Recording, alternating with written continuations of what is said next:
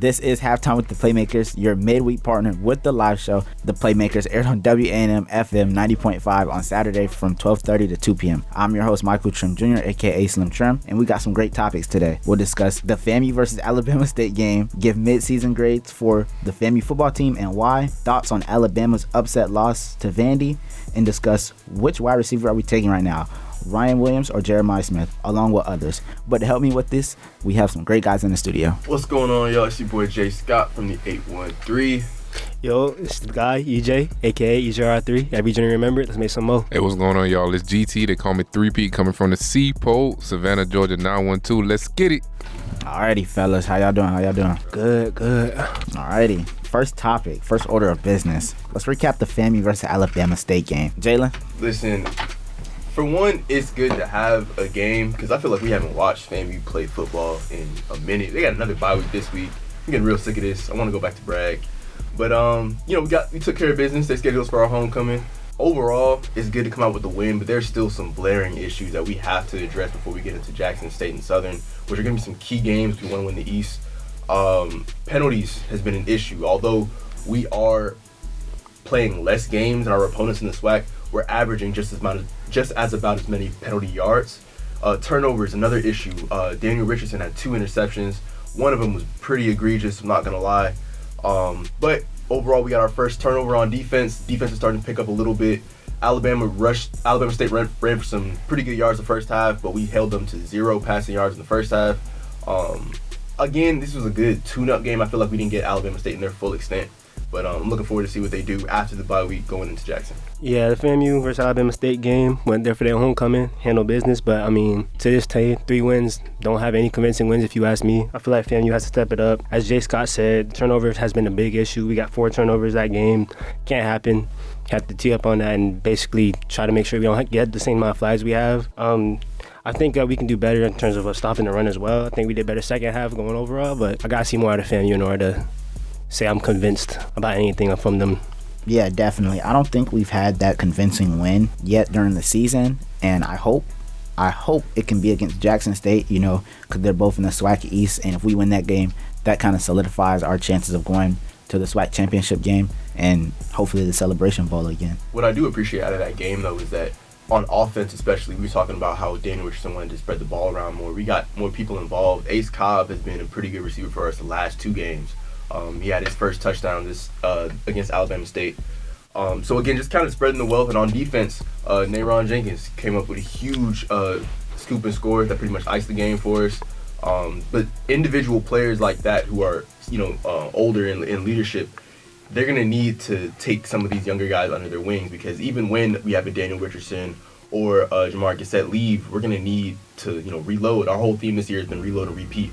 So moving forward, we have to continue to do that in this season as well. Yeah, shout out Nayron too. That's my guy. So seeing him step up, I feel like he's been big stepping up. He's gotten his opportunity to shine. So I just had to shout out to him real quick. I got a class with him. Cool dude. But I want to talk about the turnovers, because we seen D-Rich throw 2 interceptions. That was kind of uncharacteristic for him. But I believe that's the best way our offense moves the ball, because our run game is not efficient right now. Right. We expected help me out, Jalen. Kelvin Dean to take that leap and be a solidified running back 1, but he hasn't been. So I think pushing the ball downfield is our best mode of offense right now to extend plays. At the end of the day, there's a saying: if it's not broke, don't fix it. Correct. But I don't want us to be too one-dimensional, because you're going to go against a Jackson State team who has a quarterback who's putting up the same amount of yards, touchdowns, and with a less interception rate than Daniel Richardson. They also can run the ball. And that's what makes Jackson so dangerous. On top of playing them at Mississippi, that game is going to be one I'm going to be on edge for. I really don't know how I'm going to call that. It just depends on which team shows up to play, because I feel like we have the capability to put on these big plays, these long drives, and get the stops that we need on defense. But it comes in spurts. The first half we looked pretty good. We had a good first drive. We scored with Ace Cobb, but offense kind of stalemated for a while. Then we picked it up a little bit at the end of the first half, scored one more time to open up the second half, but then we didn't score until Nayron Jenkins scoop and score on pretty much Alabama State's last drive. So we're going to need to have consistency across the board to be successful the rest of the season. Definitely. Now, on to mid-season grades. What would you guys grade the team? I'm an optimist. As much as the flack as I feel like we've been giving them, they still winning the games that they needed to win. You know, of course they dropped against Troy, which I think was a very winnable game. So a little disappointing there. Against Miami's still, that's my college football team. So that's going to be, you know, the team to watch for the college football playoffs, in my opinion. You're a Miami fan? Yeah, we've discussed this, Mike. My fault, bro. I didn't know that. But no, overall, I would say like a B-. I mean, okay. I feel like C is average, but they're still having, like, I didn't expect for Daniel Richardson to be playing as well as he is this season. I didn't expect That's true. for you know, our defense to have the struggles that they are this season. So that's where it's a kind of a two-sided coin, but I'm gonna go B-. Okay. I was about to say C+, but when Jay Scott said Daniel Richardson playing better than expected, he has played better than expected. I would say he's up there for SWAT Player of the Year right now in competition with Jackson's QB. So with that being said, I'll say B-. I'll upgrade to B-. Okay, I gave him a B. You know, I like where the team is at the moment, but obviously I did expect them to be a little bit better in certain moments during the season. But at where they are, I believe 3-2 right now. Yeah. 3-2. Second in the SWAC East. Second behind Jackson, right? Behind Jackson. Jackson's played more games. Yeah, so the Troy game, that's one game that sticks out. If they would have got that W for Troy, I probably would give them an A. I think if everything stayed the same, but they beat Troy, I probably would have given them an A for the season. So what do you think the biggest issue lies in? If everything were to stay the same? It's just the inconsistencies, the offensive inconsistencies, the defensive laps that our secondary has quite often. So I think a B. And also dealing with the hurricane issues, taking these breaks off. Yeah, I think that plays a factor in it as well. We got one game at Bragg. Starting to kill us. Yeah, you can't get into a rhythm. You can't at all. And then you're giving other teams to have more time to scout on you. You aren't being able to, you know, like you said, find a rhythm just against other teams, because at the end of the day, you can only get so far against playing against the guys you see every day. Yeah. Absolutely. But let's move on to some national college football. Alabama dropped the game against Vandy. Hey, shout out my man Austin, man. Anchor down. He's a Bama fan. He's from Nashville, so he says he's an Alabama fan and a Commodore fan. I talked to him. He said he was fine either way. So he didn't care. Nah, he didn't. He was actually ecstatic at Vanderbilt one. Crazy. Shout out Tristan too. Yeah, Mr. Hutton. Oh yeah. I wish he was in the studio right now. I want to see your face. Jalen, what's your thoughts on the game? You know what? I'm not gonna take away from Vanderbilt, because obviously they played a very complete game. The Diego Pavia, he put the team on his back. I don't think we've seen a quarterback play out of that since a quarterback play of his caliber against Alabama since I forgot what that quarterback's name from Texas A&M when they beat him on that overtime field goal. Johnny Manziel? Nah, not Johnny Manziel. It was pretty recent, like 2021. It was like the last time Alabama lost to an unranked team. Oh. But Alabama just has some issues on their defense that need to be addressed and fast. And I'm not sure that, because the board is more of an offensive-minded coach, and they've been able to perform on offense. Milroe still looked pretty good. He had some lapses, but I think that's more on him still adjusting to the internal clock that you have to have as a quarterback. He held the ball a few times too long. Ryan Williams has been a star for Alabama, but he can't be your only playmaker on offense. Again, I'm not going to take away from what Vanderbilt did, but Alabama seriously needs a gut check. When it comes to Alabama versus Vandy, that game, they only lost by 5. The first thing that stands out to me is the time of possession. Alabama had 17:52. Vandy had 42:08 time of possession. That's a big difference in time of possession. They only lost by 5. I think they didn't play with enough efficiency. They didn't play with enough effort. I don't know if it was coming off of the win against Georgia. I don't know what it was, but I mean, that stands out to me the most, and I just feel like that's what Vandy took advantage of, having the ball in their hands, the rushing attack. Alabama had more penalties, more turnovers, all that. I think it played a role, and Vandy came out, played a good game. It was a really uncharacteristic Very. Of Alabama, but like you mentioned time of possession. That became so crucial towards the end of that game, because Alabama eventually did start scoring, but they kind of ran out of time. Yeah. I mean, Diego Pavia was able to ice the game, but I still think if Alabama had that one more drive, we could be talking about this like, oh man, Alabama just narrowly escaped. You can't even use the excuse of, they're riding off the high of beating Georgia. Georgia lost. I mean, came out, lost. It was tragic, but they came out and took care of business against Auburn. So you can't kind of coast off of who your previous opponent is. You have to lock in on who you are now, and that's what makes you a championship team. Yeah. Right, I agree with what you just said. You can't just coast and go off of what you did last week. You have to game plan for the opponent that you're facing this week. And I don't think Kalen DeBoer did that very well. And you talked about Jalen Monroe a little bit, and I don't think this game was on him at all. No, I don't. I think it was a complete game plan thing with the coaching staff. I feel like it just was a wild, wild west over the weekend with all them top 10 teams losing. I didn't really get to watch the Vandy and the Alabama game like that just because, I mean, you know, I had to cover my own game. But it kind of shows, I mean, this thing might be wide open for, you know, who's going to win the Natty. Is anybody can get beaten on any given week. You had Alabama just knock off Georgia, who was they were number one team, and then they turn around and lose to a team like Vanderbilt. So one thing I got to complain about though is I don't like seeing SEC teams storm fields. Like you would think Vanderbilt was in the Sun Belt how they stormed the field. Like I'm just that was a championship. When you haven't beaten a number one team in your program's history at all, and you haven't beaten Alabama since my mom since like 43 was like 2. Jesus. I think that's a justifiable. Yeah. It was another game. It was another game that had somebody storm the field. Tennessee. Yeah. Like who won? Arkansas won in it. Arkansas won. He was another top 5 team. I mean, that's a big win for the Tennessee. You'll think Arkansas and the MEAC. Like you'll think Arkansas and the MEAC how they storm the field. Like that's all I'm saying. Like, you know. But I mean, it's big win. It's definitely big win. So it's understandable because I mean, a lot of schools don't get to say they beat teams like Alabama. So I ain't gonna hate on them too much. I got a question. We talked about upsets. So like, it was a couple upsets this weekend. We seen earlier in the season NIU beat Notre Dame. Do you guys think this is gonna be a trend, like moving forward in the future? This season is more of a winner takes all. It depends on the team that shows up any given Saturday. But going forward, especially with the new thing that passed with the National Letter of Intent, we're seeing the effect that NIL money and the transfer portal is having in college football, and it's only going to continue to get even crazier. It's not like we've not heard of these smaller schools, beating up on, your Power 5 or Power 4 teams now, but it's going to become more consistent because with these conference realignments, you have teams like Miami traveling all the way to Cal. They're playing on a 3-hour time difference, and you have things where players can now go to different teams, not depending on where they're needed, but where they're making the most money, where they can market themselves the most. Upsets are going to happen in college football, but they're going to continue to happen more often now, in my opinion.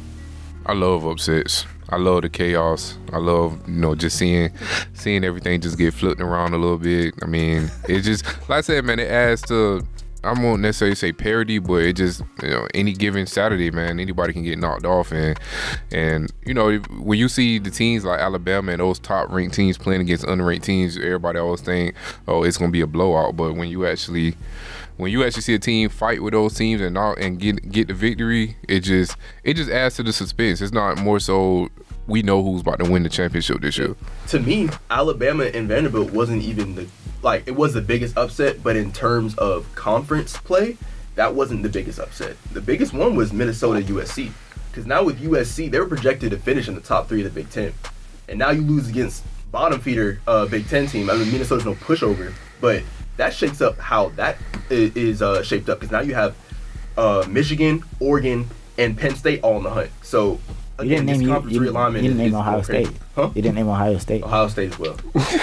You got it, Mike. I'm just making sure. I'm surprised about the upset Texas A&M versus Mizzou. That took me back. 41 to 10. Been having issues all season. That's true, but I just think the trend's gonna keep happening. I love upsets though. I love seeing it. I love when the crowd storms the field. I want it to keep happening, so I think it's gonna keep happening. So. Alrighty, let's talk about some playmakers, man. Jeremiah Smith or Ryan Williams? Who y'all taking right now? I don't see. What are we comparing here? Are we comparing their effectiveness on the team or just how they perform like day to day? Which wide receiver would you rather have in your locker room? Because one is more NFL ready in my opinion. I would say Jeremiah Smith is more NFL ready. Looks more NFL ready. Why would you say that? Size. He's much bigger. I just feel like he's a go-getter. He's the type of receiver you want on your team. Size matters? Yeah. Why? I think it matters because, well, if you look at this, I was watching both highlights. Jeremiah Smith, he's going to get the ball every time. You can put it anywhere. He's going to go get the ball. He's make catches. I think size matters. They run about the same, in my opinion. I don't think Ryan Williams is much faster than him, so I can't give Ryan Williams that advantage. Yeah, I don't know. You think he's much faster than Jeremiah Smith? Williams be sliding. He be sliding, but like, watch some Jeremiah Smith highlights. I'm telling you, Jeremiah Smith, like you said, his size, so he is a good 50-50 ball runner. 50-50 ball getter. That was crazy. Sorry. But the reason I ask you that, Mike, when you say like, what are you looking for in a receiver, is because I feel like Ryan Williams thus far this season has been a game changer, where Jeremiah Smith has been a consistent weapon that they use at Ohio State, if that makes any sense. And I think it comes with situation. Yeah. With Jeremiah Smith, he has a potential first-round wide receiver next to him. I don't think Ryan Williams has that right now, at least. I would take Ryan Williams. If we're just talking about today, I'm taking Ryan Williams. And it's not even because of the play on the field, because I think they're pretty much even. It's more of the marketability side of it. Really? I mean, Definitely. I feel like they're both very marketable. I'm gonna say, what you mean marketability? I think when it comes to marketability, first of all, Ryan's 17. That's already creating headlines every week. He's 17. Then his social media presence. You see him doing TikToks with the softball team, with the track girls. It's like, I think that matters. That puts people in the seats. I mean, they're gonna get people in the seats regardless. But I think they're gonna be more invested in that program. I disagree, because I mean, if you've been watching football, you know who Jeremiah Smith is. Yeah. That man has been Right, on you know he is, but he's been on Bleacher Report, 7-on-7 Warrior. I mean, they had a whole document, like they were documenting Chaminad's season. And again, he is like the go-to guy. So I can't say that marketability is what sets them apart. Trim, you saying so his name makes you want to take him over Jeremiah Smith? I think when it comes to if their play is dead even, I think I'm gonna pick the one with the bigger name. I mean, Ryan Williams got more yards on the season. Let's compare the stats. 462. And he's also played in a big time game and 16. performed. We haven't seen Jeremiah. I got the Smith in stats that pulled up situation. right here. So Jeremiah Smith got 23 catches for 453 Ryan yards, got 6 like touchdowns. 19 catches. Can I get the stats off, please? 23 catches, 453 yards, 6 touchdowns. Ryan Williams got 19 catches, 544 yards, and 6 touchdowns. But he's 6 foot 175. Don't matter. He'll get bigger, obviously. He only a freshman. Devontae Smith was about the same thing, you know what I mean? So I was just about to compare it. And again, if you want a big play, I'm not gonna lie, I'm throwing it up to Ryan Williams. But if I want somebody who's going to march down my field, he's gonna give me a good 15-yard dig. He's gonna get off, allow us to run the ball, let us allow our play action to get involved in the game. I'm gonna go with Jeremiah Smith. So I don't know if you can really compare the two receivers. Why don't you think Ryan Williams can do that though? He's still inexperienced. As much grace as we give him, he's a playmaker. There's no doubt about that. But I want somebody who is a little more tenured and who has like the size, like EJ said, of an NFL receiver and the caliber that they have to be on my team. He just looks more NFL ready. We're not talking about NFL. I know. I'm just saying. You said who would I take right now? I'm saying I'm Right taking now. him because I'm going. Yes, I think he can utilize his skills, his size. He can get the ball up top. I can throw it to him anywhere. college, right? In college right now, yes, he's Okay. doing it still, making 6'3", one-handed catches, making plays. Yeah. Ryan Williams, I just think it's just I don't know. It's just deep, big plays. That's all it is. 6'3", 215 is hard to kind of pass. So with that being said, I'm still gonna take Ryan Williams. So, Exactly. Why you taking Ryan Williams? I don't know. I mean, with Ryan Williams, like I said, he's the same size as Devontae Smith, and I know what you're saying. Oh yeah, one guy got the biggest size, but that doesn't always mean that he's going to be more productive, I guess. Granted, I haven't really seen much of Jeremiah Smith. Like I said, I don't really get to watch college football as much as I want to, but I've seen Ryan Williams play, and he's a guy that's very impressive. He's a guy that can get out there.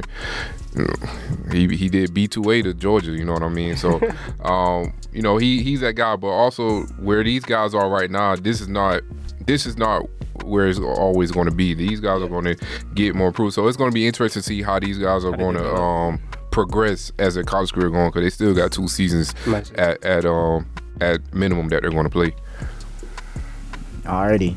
Now moving on. Which Week 7 matchups are you guys looking forward to and why? I mean, I feel like the obvious answer is going to be the Red River rivalry. I can never say that. Like, try saying that 5 times Red fast. River rivalry. Red River Oh, man. rivalry. But yeah, I think that's probably the obvious answer. Obviously, it has huge implications in the SEC. It's the first time these two teams are playing within the SEC right now. Texas at the number 1 spot has something to prove after losing to Oklahoma last season. I think another big game matchup. Looking over here. Ohio State, Oregon. Ohio State, Oregon. Yeah, of course. Yeah, sure. Why don't you talk about that game, actually? Oh, you said Colorado, right? No. No. I was. How did you hear Colorado? Oh, because that's the game I got on here. I just pointed out Ohio State, Oregon. I was talking about that game, the matchup 2 versus 3. What's there to talk about? What do you mean? What is that? What's there to talk about? Ohio State's going to win. And I think it's going to be a pretty convincing win. We just talked about it. Jeremiah hasn't had that big game yet or that convincing win. You know, it's been, In Eugene? Yeah. All right. I think it's probably going to be like 35 to about a 17 game. Ohio State's going to exert their dominance, show they're the best team in the country. I mean, or top 2 in the country, with Texas. But, yeah, not much to talk about there. Let's talk about this Colorado game, though. Man, this is it right here. This is going to make or break the season for Dion and Shador, Trav. This is that Heisman game. He did the Heisman against UCF, I believe, after that interception. But, this right here, this is the moment. I believe it's a statement game, but I mean, looking at the rest of their schedule, it does kind of shape up how they do in the rest of the Big 12. But that's your biggest game of the season, Kansas State. Of the week. I mean, definitely. Doesn't Florida play Tennessee, or am I mistaken? yeah, no, they do. No, they're gonna get smoked. Oh, okay. Yeah, I'm a realist. I don't know what Florida. We are building some momentum, though. Yeah? Wait, I was just asking Trim. That's we all. are building some momentum. But I'd be a fool if I was like, we gotta choose a team. This man say we and you don't know who he talking about. Right. I was like, are we pulling up Ohio State, Colorado, Florida? it's like we're building momentum. Beat Mississippi State. Beat That's not UCF. much. Beat UCF though. I mean, How many of us thought we were gonna win that game? I had confidence Florida was going to beat UCF. UCF isn't looking that great. KJ Jefferson is sure, he's a big dude, but as a quarterback, he's been pretty much obsolete. He's great on NCAA. Love playing with UCF though. Yeah, we talking about real life, man. But yeah, Florida, they're picking up some steam. That's why I sent that text message in the group chat. Like, they're probably gonna make a bowl game this year. You're banking on them beating Kentucky. Yes. And God, who else they need to beat? Kentucky. They might be Ole Miss. If they beat Kentucky, they can beat Ole Miss. And then I believe, we're beating Florida State. Beat Florida State. No, that's we're gonna watch Florida State. Yeah, Florida State's trash. And G, who you looking forward to? I'm gonna say the Texas Oklahoma game, just because Texas '1 team in the nation, and like we seen last week, ain't nobody safe. We can have another shakeup in these rankings again, and both teams, like you said, playing in the SEC for the first time, playing each other in the SEC. So, that's gonna be a good one. But I give tremendous props. Colorado every time Colorado plays, it's an intriguing watch to kind of see, because to me, I feel like I never really know how they're going to play until they're actually playing. So if they can knock off a ranked team, that may be a good sign for things to come. But I ain't gonna lie, they don't got the most favorable schedule too. So You wanna know what's funny? I had said this for the last 2 weeks. You know who's at the top of the rankings in the SEC right now? Take a guess. I just saw it. Texas A&M. Texas A&M is the #1 team in the SEC by the standings. Yeah. So not only is this Texas game huge, because if they lose to Oklahoma, they drop down below LSU and Georgia, pushing them almost out of contention for the SEC How's that title. possible? Conference record. Conference record. They just beat Mizzou too. And they've played more games. Oh, When they Algorithm. I don't know how to say this. algorithm? Based off the algorithm, Texas A&M is still the #1 statistical best team, or #1 team in the rankings. They only have one loss, right? Texas A&M, I believe, yes, they have one loss. And But it's And they're top 15 team. They play Mississippi State. So if they beat Mississippi State, they remain pretty much, if I'm not mistaken, they remain unbeaten in the SEC. Yeah, because So now you have an Oklahoma and a Texas team with one loss in the SEC. okay. So again, that's what makes that game so huge. So just because they played more games, they're first. But they're still undefeated teams in the SEC, right? They're Like undefeated Texas. in the SEC. Yeah, they beat Florida. They beat Arkansas. Beat They Missouri. beat Missouri. Missouri was a huge game for them. And now if they beat Mississippi State, you're looking at that what's that, week 12 Texas A&M game. Even though it's already a rivalry renewed, an even bigger amplitude of that. Okay. Interesting. Very interesting. also Ole Miss versus LSU. Also looking forward to that game. Country would have a whole spiel on that. So Yeah. Country. Yeah, shout out country, man. Let's talk about some NFL guys. The Jets fired Robert Saleh. Was it premature? G looks puzzled. Very. Man, I don't know what and who the Jets are right now. Yeah. I don't know what and who Aaron Rodgers is anymore. It's just, it could be more premature. I don't know, man. You know those New York franchises, you know, as soon as something ain't going right, they ready to bust some move. All them big markets, the LAs and all that too. I'm not gonna lie though. First off, let me just say the escort out the building is crazy. Wild. The escort building out, like he can't give like one last address to the team or something like that. You know what I mean? But could it be Aaron Rodgers and coach didn't get along? The question here is Robert Saleh a scapegoat for it? Exactly. And how many years are you going to get Aaron Rodgers? Let's say Robert Saleh was to turn out to be like an extraordinary coach, like in his next role or whatever, like, and you get a year or two out of Aaron Rodgers. Now you kind of sold out. Coach and a quarterback. Exactly. So I mean, I think it's a lot of things that are going wrong. And I mean, Aaron Rodgers played 20 seconds last year? Like, you know what I'm saying? Like 4 snaps. I walked in the kitchen, made me a grilled cheese sandwich, and came back, and Aaron Rodgers was out for the season. You feel me? You know what I'm saying? So I mean, it's going to take time. Even when like the Jets aren't looking, I'm like, all right, Aaron Rodgers is just coming back. But that kind of was a serious injury that he got last year. I just think it takes more time. Saying what we're on 5, 6. You know what I mean? Week 6. Yeah, like I mean, if it get to week 10, maybe I don't know. It got to be somewhere between that 5 and 10, just so it's not too late if you still got playoff hopes. But I don't know, man. I just know that escort out the building was crazy, and I know that was a crazy sight to see. In a report from ESPN, Jets owner said the decision to fire Saleh was mine alone, and Aaron Rodgers blasted reporters for saying that he caused the firing. Cap. But I will say his record terrible. at the Jets has been He hasn't horrible. had a positive. He hasn't had a good record. But the last 2 years, Now, yes, he went 7. Last year was a throwaway though. Last year was a throwaway year just cause Aaron Rodgers. the Aaron Rodgers went down when I was making my sandwich. I'll let him finish out the season, but I mean, listen. At the end of the day, if my money is going towards my stocks in the Jets, I'm gonna do what I feel like is best for the franchise. I can't say that's the right move, but the move for them makes sense. Yeah, I think this is definitely premature in my opinion because of the circumstances. You have a quarterback coming off of an injury, so it's basically his first year with the team, his first year with the wide receivers, O-line. So it's like you have to let him adjust to their tendencies and stuff.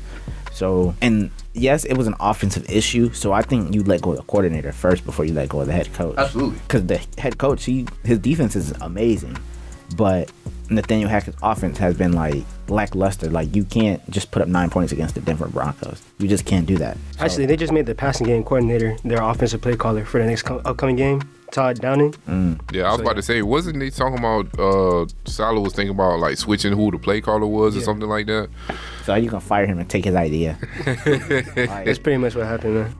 But hold up, they wanted, who was he gonna put? He was gonna put Downing as the guy, Saleh.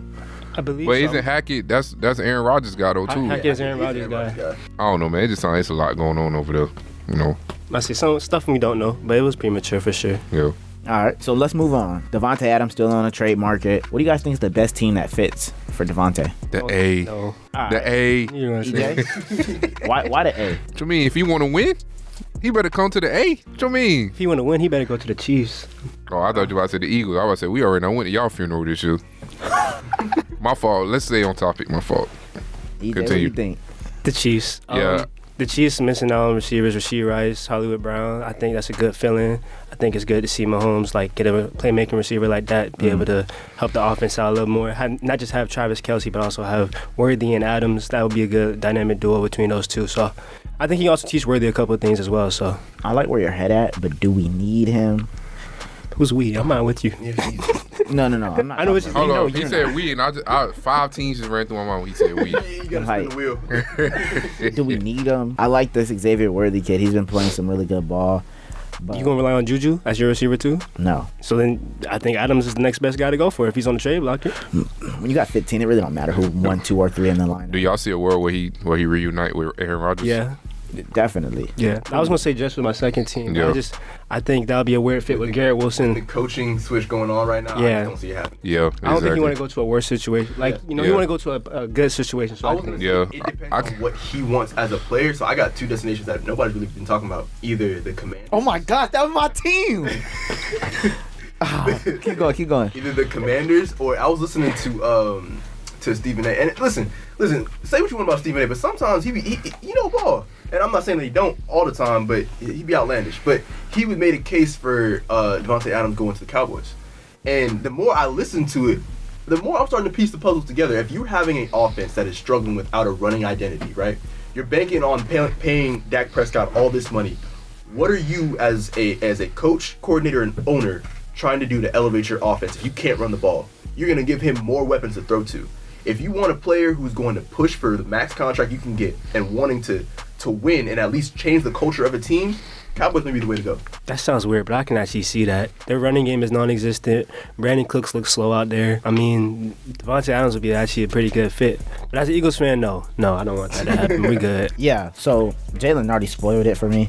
He said the Commanders. I think that's probably like the most intriguing fit and like the one I want to see the most because Jaden Daniels playing like the best quarterback in the NFL right now, at least in the NFC. Absolutely. Cliff Kingsbury, his offense it's poetry. So it's like if you drop him in there, move Terry to number 2, Devontae's obviously wide receiver 1. I think if that happens, Jaden Daniels is going to win MVP. And the Commanders are going to the Super Bowl. If not the Super Bowl, the NFC Championship game. No, because I'm very high on the Vikings as well. Yeah. So I think that'll probably be my NFC Championship game. Is Vikings and Commanders? Yeah, Vikings. If this happens, this is a if this happens situation. Okay. But if it doesn't, and the Commanders still play this well, they still might get there. They still might. I know. What is so funny, bro? Look at that Jeff, bro. Jeff is killing me back here. The NFC hasn't been exciting to me now. It's just the Niners. They haven't. They disappointed me. They disappointed me this far. The Lions, they're up there as well. I'm gonna give them their respect, but they're not even the best team in the division. So who would you say the best team in the division is right now? It's the Vikings. In the NFC North. Obviously. Yeah. The NFC South.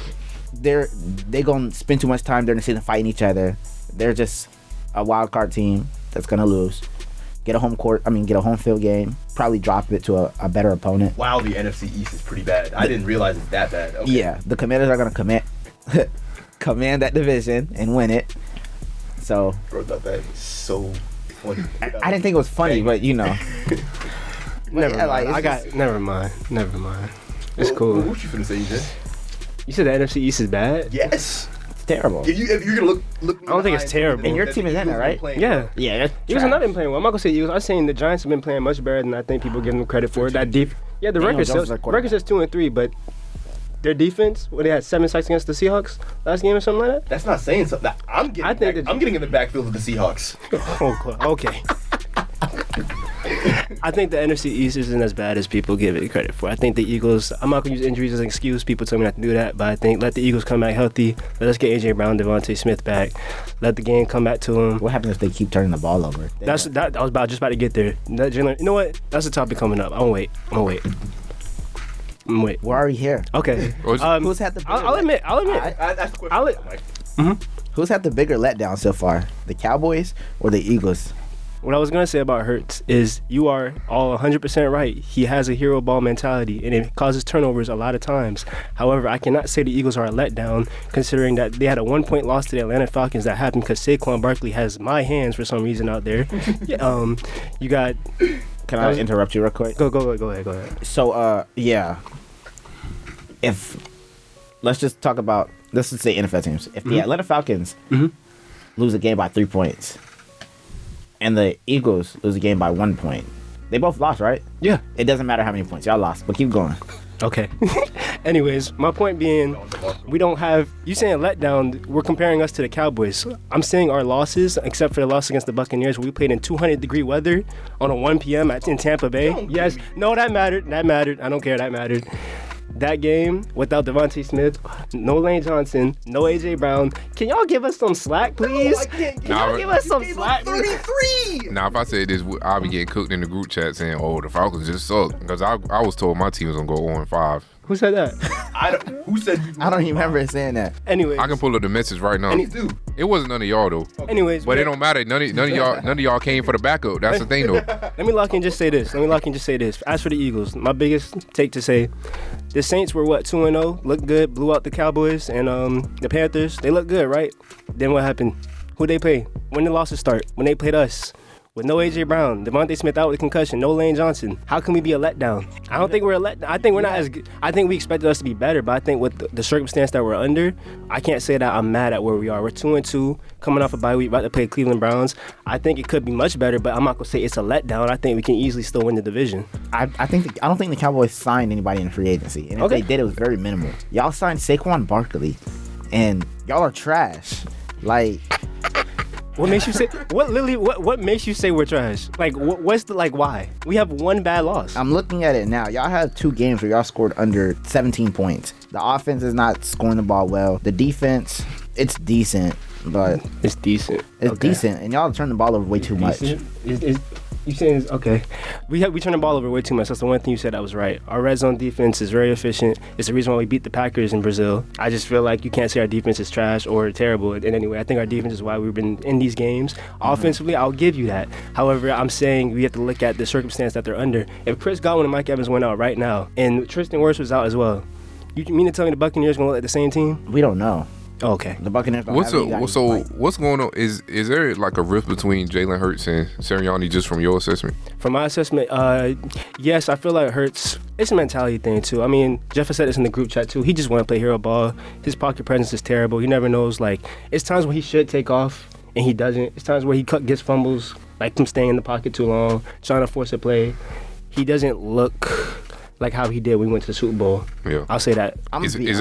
Is there a world where Sirianni get escorted out the building? Yes. it's gonna fall on Sirianni before it falls on Hurts. And it's terrible to say, but it will fall on Sirianni before it falls on Hurts. I'm gonna be completely honest with you. I'm looking at y'all schedule. Mm-hmm. Y'all got 3 more wins on y'all schedule. Everything else, read off. The Browns win. Y'all gonna right. The Giants win. Right. The Bengals win. No. The Jags win. No. The Cowboys. Wait, tell me what? What makes you? What are you talking about? What makes you say Jags over us? I'm not an Eagles fan either, but what are we doing here? What are you? Okay. I think the Jags are going to turn their season around. They turn it around, but not against us.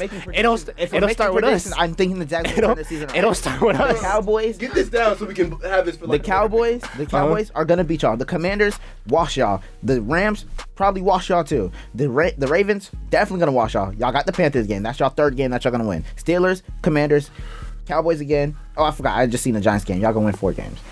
4 more games. My fault. That is bold. He said it. Just mark it down. We'll come back to this. That's all I gotta say. But so y'all all saying we're a bigger letdown than the Cowboys, though. That's the question. Okay. I don't agree that the letdown is that crazy. Mm-hmm. But in the context of the question, yeah. No. Actually, sorry. Take that back. Cowboys have been in the context of the question, yes, you guys are the bigger letdown because I didn't expect much from the Cowboys to begin with. That's fair. I'll say that too because the Cowboys forgot free agency was going on until what? Like they was waiting for Jerry Jesus. Jones, listen, I mess with him, but Jerry Jones and Mickey from the Heat, yeah, they're up there. Okay, wake up. Please. Okay. And you see, the Cowboys, they so unserious. They out here losing and Jerry Jones landing helicopters in the middle of the field during practice.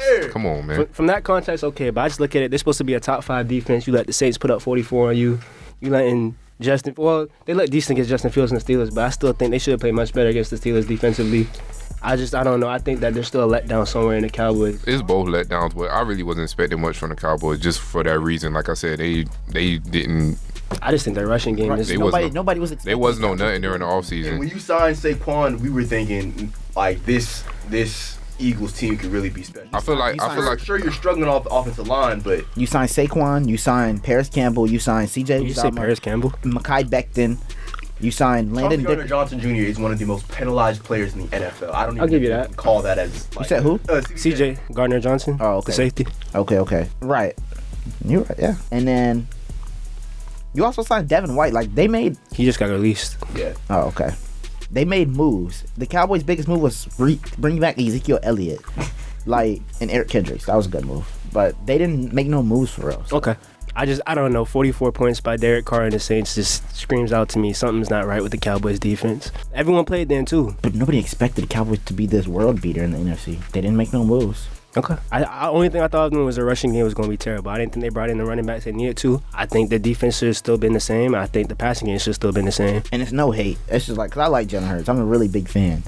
I'm just the way the NFL season's going. It's just it doesn't look. Okay. You say Cowboys or Eagles are bigger letdown too? Yeah, but it's not by a big stretch, honestly. Okay. Yeah. I can respect that. Moving on. Quick picks. Week 6 quick picks. Oh wait, I thought it was which game we looking forward to. You're right, we can do that. Alrighty. Week 6 is here. Which games are we looking forward to the most? G? I'm trying to pull up the schedule right now. I'll just go ahead and say the Commanders as an NFC East team favorite. Them going against the Ravens. Right now, it's going to be a game I'm looking forward to. Jay and Daniels versus Lamar Jackson. I'm excited to see how that plays out. I think it's going to tell me a lot about the Commanders in terms of going forward. The Bengals game showed me a little bit, but I just got to see it against the Ravens. I think it's really going to show me where they stand at in the NFC as well. Even though they play an AFC team, I think it really showed their dominance. Okay. I'm going to go with the home team here, Bucks and New Orleans. Obviously, this is a must-win game for us. We can't afford to go down to both the Falcons and the Saints. I ain't even say nothing. Dennis Allen said that Spencer Rattler's going to give him the best chance to win. I find that highly unlikely. Rattler season. Even in the context of what's going on right now in Tampa, it's going to mean a lot to people to win this game. Obviously, it's a kind of a bitter rivalry in the division, so I'd say that's my game for week 6. I'll say the Monday night game, the Jets versus the Bills, just to kind of see the Jets come out for the first. After teams let go of coaches, they come out and play like super hype and all that type of stuff. Raiders last year. Yeah, exactly. So I'm interested to see how they come out. And the Bills is coming off a loss against the Texans. So I'm ready to see how both of those teams respond after kind of seeing some adversity this past week. Watch the Falcons drop. We have that would be hilarious. the Niners. Hey man, get that hate out your heart, man. we beat you, buddy. Talk to me when you win. Listen, we just ran out of time. The Niners. What is it on that record? They say L, ain't it? One more drive. Y'all let our fifth-string receiver score the game-winning touchdown. Welcome to Atlanta. Where the players play. My game, thought about taking the Thursday night football game because if the Niners drop that, they could be smoked for the rest of the season too. Not looking too hot, but I'm gonna go with there's a lot of good games. I'm gonna go with the Bills and Jets as well. Yeah, I'm gonna go with Bills and Jets as well. Jets coming off of firing their head coach. I was very high on them this season. I thought they could win about 13 games this year. Not looking too hot. I thought they was gonna win the division as well, and they still could. Speaking of the Thursday night game, are we primed for like another good Thursday night game? I feel like the Falcons and the Bucks took all the shine from everybody last week. We set the standard for what Thursday night. Yeah, like you gotta be on that like for Thursday night. Who is the Thursday night slot? 49ers and Seahawks. Okay, I mean that's normally a pretty good rivalry. Oh, I had another game. It was the Cardinals and Packers. Cardinals sitting at 2-3 right now. Depending on how tonight's game goes and how they play on Sunday, they could be in a good position to, be first in the division if they come win next week. So the Cards, and I definitely picked them to win the division. Was really high on Kyler coming into the year. So that's another game I'm looking forward to. I'm sorry, this is still it's still. Because what they got? Hold on, they got 2 wins right now. Yeah, we're 2-2. So you got them going 6-11? It's not. He said we losing to the Rams. He said that with confidence. And He said Rams lost, and he kept Jaguars. going. And It was Jaguars. still on my computer screen, so I had to ask again because you had the Jets winning 13 games this season. Yeah, that was before the season. When the season starts, you can change your expectations. Like before the season started, I probably had the Eagles winning the division, but now the season started. We're 6 weeks in, a quarter in. I mean, not a quarter. 33%. I'll give you Ravens, maybe Bengals, but they don't know how to finish games At all. I can't say Steelers. Nah, I'm not saying Steelers. I'll give you one Cowboys game. That's all I'm gonna give you. Other than that, and a Commanders game too at Washington, but not at Lincoln. It's only like 5 more games, really. Yeah. So, I mean, yo. Oh my gosh. Let's talk about quick picks, man. Y'all funny guys, man. Nah. It's Thursday night football. Rams and Jaguars. Thursday night football. Niners, Seahawks. Who we got? Let's go round table. He said it. I'll say it too. Seahawks. Say it, G. Seahawks. Yeah, I know it. I want to go Seahawks. I'm gonna say Niners. It's supposed to be a clean sweep. Jags and Bears. I'll start 9:30 game. Jag season. Come on. Jags. Jaguars. bounce back for Caleb Williams, Bears. Okay. No clean sweeps yet. Bucks, Saints. I don't think we're gonna get a clean sweep here either. Why we want? You got Spencer Rattler beating the I'm gonna say Bucks. Bucks. Saints. I'm gonna pick the You got Saints. Spencer Rattler beating the Bucks? I do. Ravens, Commanders. Ravens. Ooh, big DMV matchup. I'm gonna go Commanders here. Commanders. I like them over the DMV. They're the new DMV powerhouse. Where the game at? Baltimore. Damn, what is this? It's DMV though. I'm gonna say Ravens. Isn't that far? I'm gonna say Ravens. I think that Ravens defense gonna give Jaden Daniels a run for his money. I haven't seen anybody give Jaden Daniels that many. He might get his welcome to like the NFL, That's right. I feel welcome like to it's the gonna league happen. type of You know game what? this weekend. Because remember, I kind of redact my pick. Yeah, I'm gonna go Ravens here. yeah. I'm gonna stick with Same thing happened to CJ Stroud in the playoffs. Yeah, I'm thinking about that now. Cards, Packers. I'm gonna go Cards. Go Pack, go. Cheeseheads. Packers, Okay. Colts, Titans. No clean sweeps yet, by the way. Colts. Joe Flacco playing, right? I believe so. If he playing, I'm saying Colts.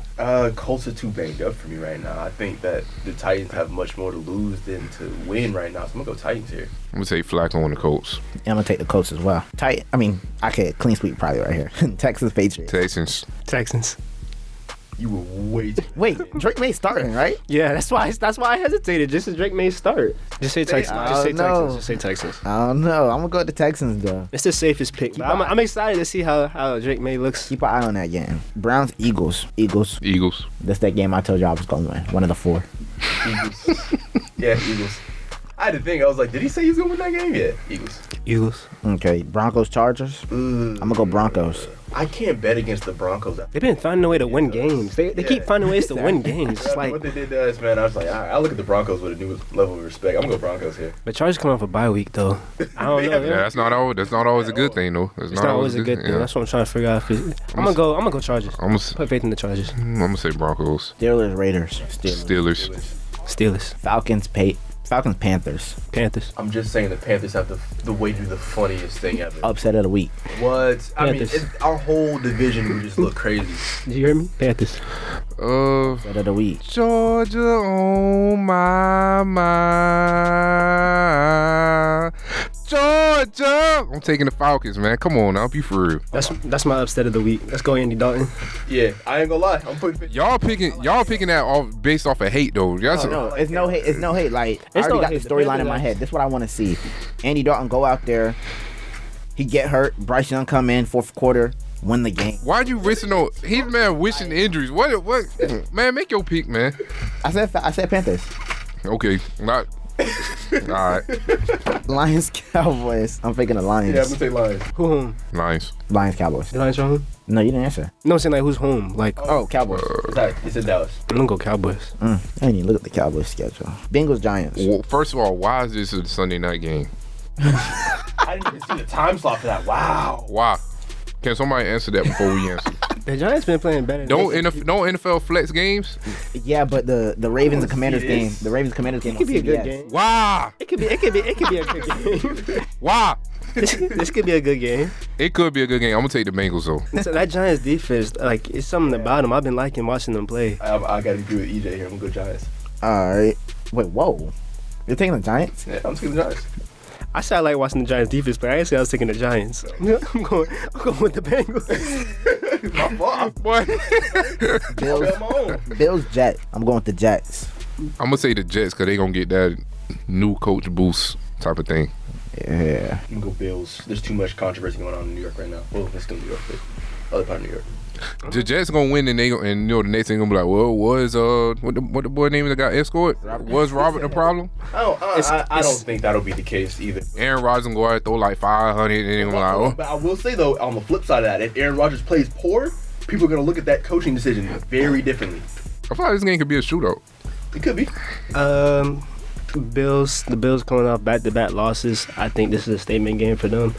Yeah, go ahead and establish dominance in the AFC East. Show that they're still the clear favorites. They coming out there, they're gonna win it. Alrighty. That's all the picks. Alrighty. Now we're gonna talk about the pick'em segment. We're gonna have Jay Scott explain it. So at the end of the season, we take a tally of our pick'em segments on halftime with the Playmakers, see who truly knows ball. We'll go off of percentage, and if the percentages are the same, then we'll take who had more wins at the end of the season. Alrighty, appreciate you. Starting off at the top so far with our pick'em segment, Jeff leads us right now 20-6, followed by Ahmad Kibi and Country at both 15 and 10. Then we go to Jay Scott, he's 11-6, followed by Gerald G, and then me at 5 and 4, and then EJ at 4 and 4. Now this concludes halftime with the Playmakers. Now on to our favorite segment, shout outs. I want to thank my Lord and Savior, Jesus Christ. You know, without him I wouldn't be able to do what I do. Love my friends, gotta shout them out as well. The guys in the studio, family, you know, just gotta keep working and make everybody proud. I want to say thank you to my Lord and Savior. want to thank my parents. I was able to go home last weekend. Really needed that recharge. Appreciate you, Dad. And, prayers for Tampa right now. Everybody going through some tough times with these storms.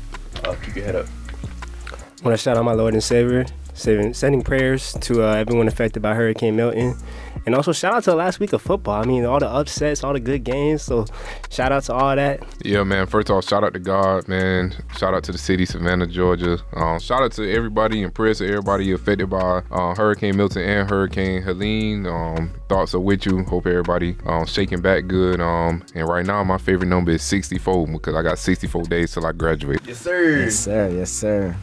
Halftime with the Playmakers is produced in the studios of WANM-FM 90.5 in the School of Journalism and Graphic Communication at Florida A&M University.